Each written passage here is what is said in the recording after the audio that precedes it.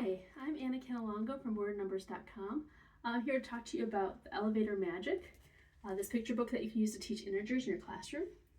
Here you go. I have my magnetiles on my door here. I have my zero floor. All the ones with windows are positive integers going up, and my solid ones are the negative integers down here.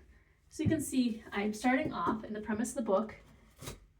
Ben travels different floors in the elevator. So if we start off at the farm floor, that's 8, and we want to go down to the fish floor, we go 8 minus 1, 2, 3, 4, 5, 6.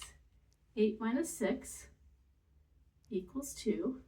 And if you're in middle school, you might want to talk about how that's the same thing as 8 plus negative 6 equals 2.